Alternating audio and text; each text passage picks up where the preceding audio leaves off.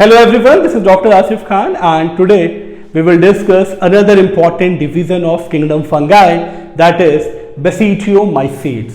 So इस previous video में we have discussed about ascomycetes and ascomycetes are characterized by the formation of ascospore by the ascus. I hope अगर आपने वो video देखा होगा तो जो मेन कैरेक्टरिस्टिक था ascomycetes का वो था formation of cylindrical structure which is known as asci or ascus, through which the spores are formed and these spores are known as ascospore. Clear ना? तो ascus के वजह से पूरे डिवीजन का नॉमेनक्लेचर हुआ ascomycetes. Similarly, basidiomycetes is characterized by the formation of basidiospore. अब basidiospore means the spores which are produced by basidium. So this structure is basidium, okay, which produces basidiospore. So these are the carp, means the covering, and ये जो आप देख रहे हैं ना green and red color, ये जो structure, these are basidiospores. तो एक चीज तो क्लियर है ना, due to the formation of basidiospore they are known as basidiomycetes. Clear ना? अब दूसरी इंपॉर्टेंट चीज क्या बनती है about basidiomycetes, that this group includes edible fungi. अब edible fungi का नाम सुनते ही दिमाग में आ जाता है mushroom. So it includes the edible fungi which is known as Agaricus campestris. Agaricus campestris, which is known as mushroom. और इस डिवीजन में apart from mushroom puff balls, okay, ये भी इस कैटेगरी से बिलोंग करता है. अब एक और इंपॉर्टेंट चीज है that basidiomycetes are commonly called as club fungi. अब why they are known as club fungi? अब ये भी इंपॉर्टेंट पार्ट है क्योंकि हर एक चीज को समझना बहुत जरूरी है.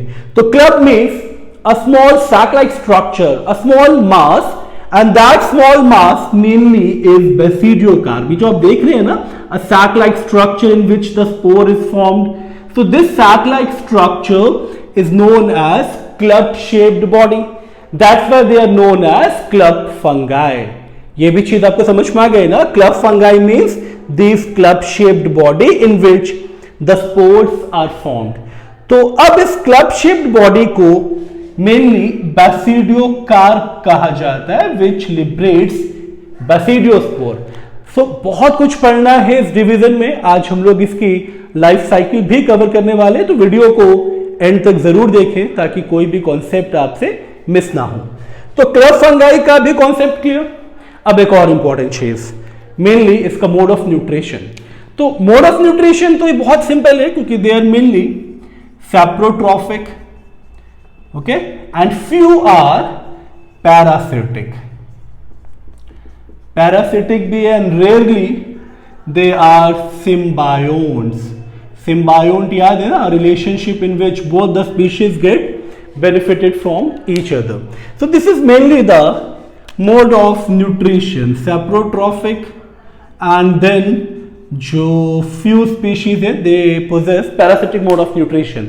Apart from mode of nutrition, their habitat, because edible fungi, mushroom, ये चीज हो सकता है आपने देखी भी हो, they mainly develop from the land surface. Okay, तो they are mainly terrestrial in the habitat. Okay, तो they are mainly terrestrial.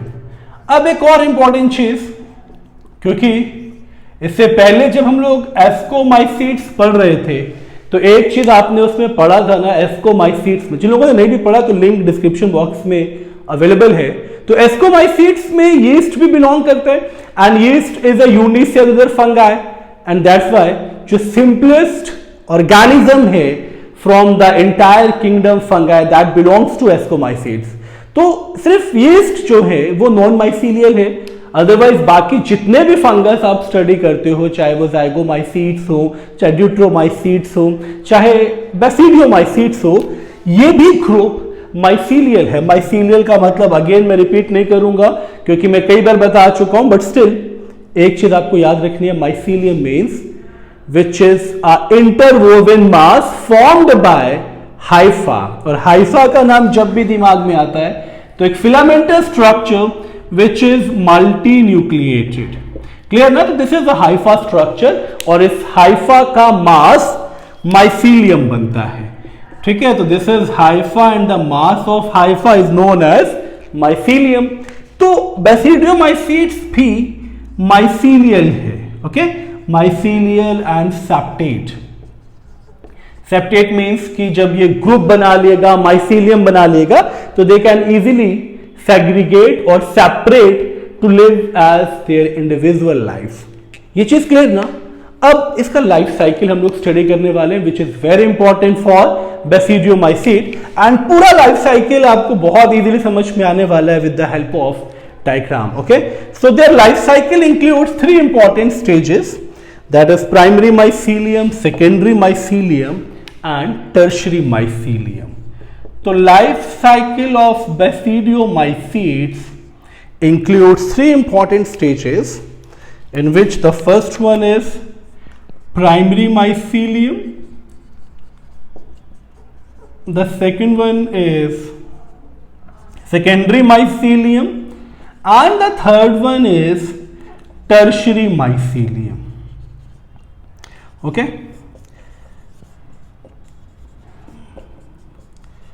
तो पहले हम लोग इसको with the help of this diagram पूरा लाइफ साइकिल समझेंगे, उसके बाद स्ट्रक्चर को मेंशन करना बहुत इजी हो जाता है। तो primary mycelium means the structure which mainly develops from the spore.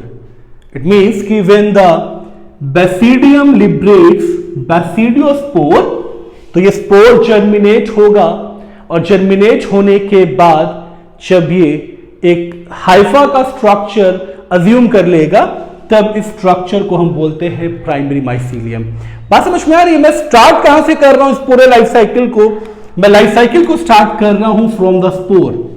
अब देखिए, तो दीज आर द बेसिडियोस्पोर, मैंने 2 कलर से इंडिकेट किया, ग्रीन एंड रेड, एंड इसको हम 2 हैप्लॉइड गैमीट मान के चलेंगे। ओके, तो ये आपका मेल का हैप्लॉइड गैमीट, ओके, एंड ये फीमेल का हैप्लॉइड गैमीट। तो लाइफ साइकिल स्टार्ट होगा स्पोर से, क्योंकि जब स्पोर यानी हैप्लॉइड स्पोर जब सुटेबल सबस्ट्रेटम पे फॉल होगा तो ये जर्मिनेट होगा इनटू न्यू इंडिविजुअल। तो एक चीज तो क्लियर है कि प्राइमरी माइसीलियम का पहला कैरेक्टरिस्टिक हमें मिल चुका है, दैट इज हैप्लॉइड।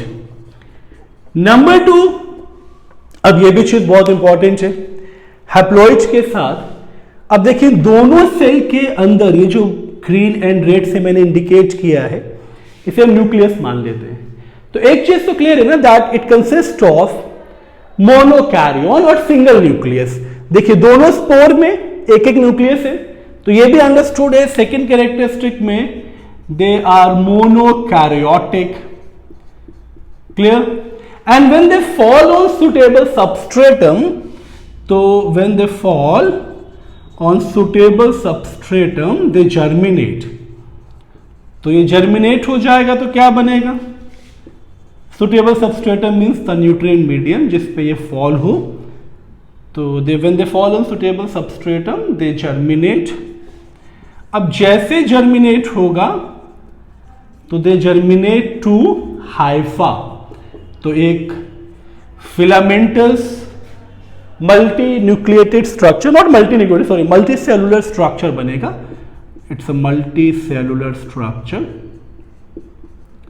ओके, अब इस चीज में 2 स्ट्रक्चर तो मैं ऑलरेडी बता चुका था, 2 कैरेक्टरिस्टिक पे बता चुका था कि these are the haploid spores which consist of single nucleus and yes they are septate too. Primary mycelium septate कब बनता है? देखिए जब ये स्पोर सुटेबल सबस्ट्रेटम पे गिरा तो ये जर्मिनेट हो रहा है, तो इसको हम लोग मेंशन करेंगे germinating spores. Okay, these are germinating spores. Okay, and after the complete germination, अब देखिए यहां पे इसका जर्मिनेशन हो रहा है और जर्मिनेशन के बाद ये जो स्ट्रक्चर आप देख रहे हो दिस इज प्राइमरी माइसीलियम। तो एक प्राइमरी माइसीलियम हम मेल का मान लेंगे बिकॉज अभी भी ये स्ट्रक्चर हैप्लॉइड है, और एक प्राइमरी माइसीलियम हम फीमेल का मान लेंगे क्योंकि ये भी स्ट्रक्चर अभी हैप्लॉइड है। तो ये जर्मिनेट होके जो पहला हाइफा स्ट्रक्चर बना that Haifa structure is primary mycelium. तो आई होप प्राइमरी माइसीलियम आप समझ गए।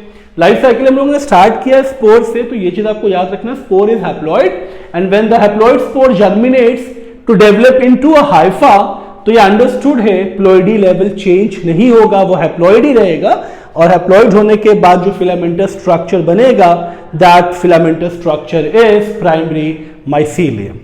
अब सेकेंडरी माइसीलियम का फॉर्मेशन कब होगा? When two primary mycelium fuse together. अब फ्यूज तो होगा बट प्लाज्मोगैमी पहले होगा। ओके, तो देखिए प्राइमरी माइसीलियम जब फ्यूज होगा तो ये साफ साफ इंडिकेट कर रहा है कि टू हैप्लॉइड सेल्स का फ्यूजन होगा ना। एक हैप्लॉइड मेल को रिप्रेजेंट करेगा और दूसरा हैप्लॉइड फीमेल को रिप्रेजेंट करेगा। अब जब इन दोनों को हम फ्यूज करेंगे तो ये अंडरस्टूड है कंडीशन डाइप्लॉइड हो जाएगी।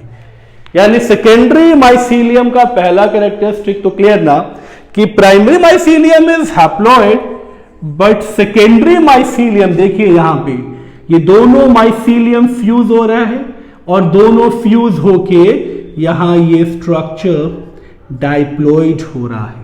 दिख रहा है ना, एक फीमेल का हैप्लॉइड स्ट्रक्चर और एक मेल का haploid structure fuse together to form secondary mycelium. बात समझ में आ गई आपको? तो ये स्ट्रक्चर मैंने फ्यूजन के बाद का जो स्ट्रक्चर ये मैंने मेंशन किया है एज अ सेकेंडरी माइसीलियम। ये भी इजी हो गया। तो सेकेंडरी माइसीलियम का पहला कैरेक्टरिस्टिक क्या बनेगा? It's very simple that they are diploid, क्योंकि primary mycelium is haploid but secondary mycelium is diploid and they are formed by fusion of two haploid mycelium formed by not only two, formed by fusion of two primary mycelium. Okay, तो सारी बात यहीं पे समझ में आ जाएगी। fusion of two primary mycelium, तो दो प्राइमरी माइसीलियम का फ्यूजन होगा। ओके, मेनली प्लाज्मोगैमी, क्योंकि प्लाज्मोगैमी के बाद when they finally fuse with the nucleus तो followed by karyogamy। ओके, तो प्लाज्मोगैमी एंड कैरियोगैमी तो हो गया। ओके, क्योंकि जब तक कैरियोगैमी नहीं होगा दोनों न्यूक्लियस फ्यूज नहीं होंगे, डाइप्लॉइड स्ट्रक्चर नहीं बनेगा। क्लियर ना? बट स्टिल एक स्टेज सेक्सुअल रिप्रोडक्शन की बाकी है, दैट इज मियोसिस। और मियोसिस का मतलब क्या हुआ? मियोसिस का मतलब ये हुआ कि ट्विन यानी डाइप्लॉइड स्ट्रक्चर में अगर मियोसिस होगा तो ये अंडरस्टूड है हैप्लॉइड स्ट्रक्चर का फॉर्मेशन होगा ना। और आप तो जानते हैं कि मियोसिस तब होगा जब ये कंप्लीटली डेवलप हो जाएगा और स्पोर लिबरेट करेगा, because spore are the haploid structure. It means कि टर्शियरी माइसीलियम आर दो structure when secondary mycelium develops fruiting body and the structure basidium. अब देखिए ये जो स्ट्रक्चर है सेकेंडरी माइसीलियम, जब इसका फर्दर डेवलपमेंट हुआ, ये जो स्ट्रक्चर आप देख रहे हो सेकेंडरी माइसीलियम, अब इस पे ये जो स्ट्रक्चर आप देख रहे हो these are the fruiting bodies. Clear ना? अब इस फ्रूटनिंग बॉडी को हम बैसिडियम बोलते हैं। ओके, तो that basidium possesses a club shape structure, sac like structure which is known as basidiocarp. और बैसिडियम का मियोसिस होगा तब बैसिडियोस्पोर का फॉर्मेशन होगा, ये आपको याद रखना है। तो बहुत सिंपल सा ये एक्सप्लेनेशन होना चाहिए टर्शियरी माइसीलियम का कि when secondary mycelium develops basidium, ठीक है, when secondary mycelium develops basidium which undergoes meiotic division, which undergoes meiotic division. Meiotic division का मतलब मेयोसिस होगा, तो मैं यहां मेंशन कर रहा हूं विच अंडरगोज मेयोटिक डिवीजन। अब मेयोसिस होगा तो ये अंडरस्टूड है, मेयोटिक डिवीजन होगा तो ये अंडरस्टूड है ना कि यहां पहले मैं इसको अलग कर दूं सेकेंडरी माइसीलियम को, तो मेयोटिक डिवीजन होगा तो ये अंडरस्टूड है कि डाइप्लॉइड बिकम्स हैप्लॉइड। तो ये पूरा जो basidium structure it is diploid, और इसका जब मेयोसिस होगा तो मेयोसिस से it forms haploid spores which are known as basidiosपोर। बात समझ में आ रही है? तो सेक्सुअल रिप्रोडक्शन के दो स्टेजेस तो आपको सेकेंडरी माइसीलियम की फॉर्मेशन में दिख जाएगा, that is plasmogamy and karyogamy. But meiosis takes place due to the development of secondary mycelium into a fruiting body. And yes, one more important point, if you are talking about basidium, तो NCERT ने इसे mention किया है as a fruiting body, तो बहुत difficult चीज नहीं है बिकॉज इट्स अ साक लाइक स्ट्रक्चर, तो इसे भी आप कवर कर ले that basidium develops fruiting body bearing spores. Okay, तो ये चीज भी आपको बहुत अच्छे से पता होनी चाहिए। तो that fruiting body is known as basidiocarp, तो मैं इसे डायरेक्टली बैसिडियोकार्प मेंशन कर रहा हूं विच लिबरेट बैसिडियोस्पोर्स। क्लियर ना? तो ये चीज आपको आई होप अब बहुत इजीली समझ में आ गई होगी, एंड एग्जांपल आप जानते ही हैं। और one more example is there, that is, मैं दोनों एग्जांपल एक बार मेंशन कर रहा हूं, एक ऑलरेडी मेंशन है तो no need to mention again, this one agaricus campestris, that is mushroom, and one more example is there, that is Puccinia. It's a parasite form, Graminis triticum. Okay, तो Puccinia graminis triticum, it's a parasite on the plant. Okay, तो life cycle में जो primary secondary tertiary mycelium है, यही structure important है to describe basidiomycetes, and I hope इस structure को बहुत इजीली आपने समझा होगा with the help of this diagrammatic representation. So अब हम लोग डिस्कस करेंगे the last group of fungi according to your NCERT, that is deuteromycetes. So deuteromycetes are commonly called as fungi imperfecti, and इसका एक बहुत सिंपल सा reason है क्योंकि इंटायर लाइफ साइकिल में सेक्सुअल रिप्रोडक्शन या तो एब्सेंट है या अननोन है। तो एक छोटा सा रीजन कि जिस डिवीजन ऑफ फंगाई में सेक्सुअल रिप्रोडक्शन अननोन है या होता ही नहीं है, इस प्रॉपर्टी की वजह से इस फंगाई को फंगाई इम्परफेक्टिया बोला जाता है। तो दीज आर इम्परफेक्ट फंगाई और फंगाई इम्परफेक्टिया। तो ये चीज आपको पता है ना, क्योंकि इसमें सेक्सुअल रिप्रोडक्शन या तो एब्सेंट है या अननोन है।